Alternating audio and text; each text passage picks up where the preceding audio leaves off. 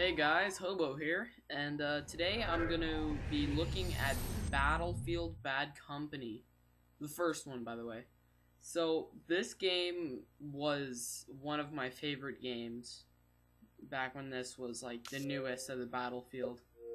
And I sort of felt bad for it because it didn't get much recognition, but I remember this is sort of when the Call of Duty franchise hit it big with their multiplayer. So here I'm gonna swap out clips here, so the audio is gonna get a bit screwy here. It's just because we had some network issues. But yeah, I sort of felt bad because Call of Duty, it sort of got big around this time, and it sort of made people forget about Battlefield, because I remember 1942 was a very, very popular game when it came to like shooters. And then Call of Duty came along, and at the same time as Battlefield Bad Company, and Battlefield Bad Company didn't get any recognition. The thing about Battlefield Bad Company is it's a very sort of different game. If you think about most shooters, it's alright, let's get some kills and get some points, but in this game it's mostly about getting objectives. Like, you get points for helping out your team or actually getting further on the map, not so much just getting kills. And it was also one of the first games sort of introduced destructible environments. So, yeah. This was by far one of my favorite games. Besides Halo, of course. I remember picking this up on Boxing Day and bringing it home and playing it all afternoon. It was great. The only thing that I didn't really like about this was a really long wait for respawning.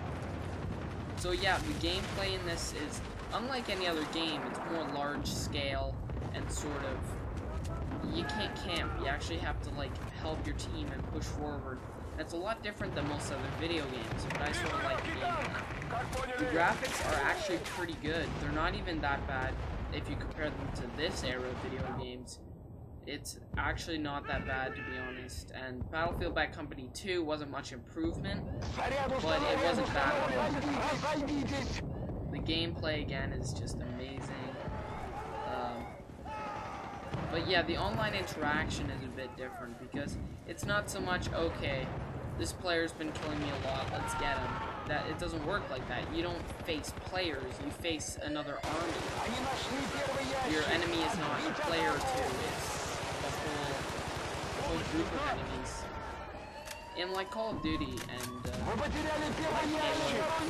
whenever I play games like that, I'd always find one enemy that would always, he would anger me so much, so I'd have to go out and find him. But in this game, you can't really do that, because if you look at the large scale of players inside the game. Also, the class choosing was a bit weird, because they didn't introduce picking, you know, different kits. Well, they had kits, but the problem was that the guns all had defaults, and so did the classes. You couldn't customize your weapon, like add an ACOG or put on a red dot sight. You just couldn't do that, which was sort of a setback for the game, but overall, the gameplay is just phenomenal.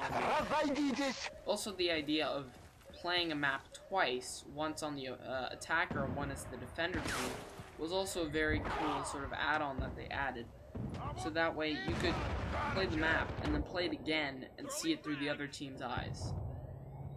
Sort of figure, it also gave you a chance to sort of take what you learned from the previous game and then adjust it to your play style, so that way you can get better each time. So yeah, as you can see, I haven't played this in such a while, so my skills are way off. I used to love this one. This was like my second favorite map. My favorite one is Actor Angola. I loved it. So yeah, I'm about to wrap up this video. I would rate this game at least a 7 out of 10. It's just phenomenal. And it's only like $20 or $10. So, if you want a decent game, I would suggest to get Battlefield Bad Company. It will give you memories that you'll never forget. Домой теперь не возвращайтесь, потрохами съедят.